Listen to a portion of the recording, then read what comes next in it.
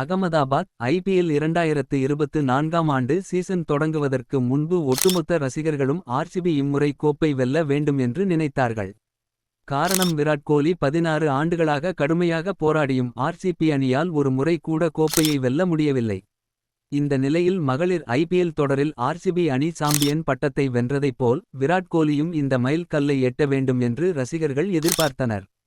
ஆனால் யானை எப்படி தன் தலையில் மண்ணை அள்ளி போட்டுக்கொள்ளுமோ அதேபோல் விராட் கோலி செய்த அடாவடித்தனத்தால் தற்போது ரசிகர்கள் அனைவரும் ஆர்சிபி அணியின் எதிரிகளாக மாறிவிட்டார்கள்.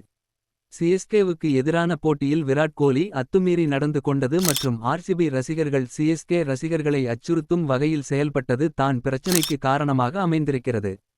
இந்த நிலையில் ஆர்சிபி அடுத்து விளையாடும் போட்டிக்காக காத்திருந்த சிஎஸ்கே ரசிகர்கள் தற்போது விராட் கோலி ஆட்டம் இழந்தவுடன் அவரை வச்சி செய்து வருகிறார்கள்.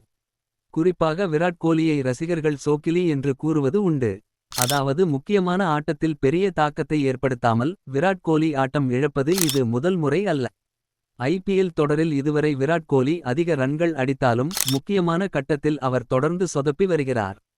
2009 ஐபிஎல் இறுதி ஆட்டத்தில் விராட் கோலி 7 ரன்கள், 2010 ஐபிஎல் அரையிறுதி ஆட்டத்தில் 9 ரன்களும், 2011 குவாலிபயர் 2வில் 8 ரன்களும், 2011 இறுதிப் போட்டியில் 35 ரன்களும், 2015 குவாலிபயர் 2வில் 12 ரன்களும், 2016 குவாலிபயர் 1ல் டக் அவுட்டும், 2020 எலிமினேட்டரில் 6 ரன்களும், 2022 குவாலிபயர் 2வில் 7 ரன்களும், 2024 எலிமினேட்டரில் 33 ரன்களும் விராட் கோலி அடித்திருப்பதைச் சுட்டிக்காட்டி ரசிகர்கள் கிண்டல் செய்து இருக்கிறார்கள். இன்னும் மேலும் அப்டேட்களை தெரிந்து கொள்ள சப்ஸ்கிரைப் பண்ணுங்க.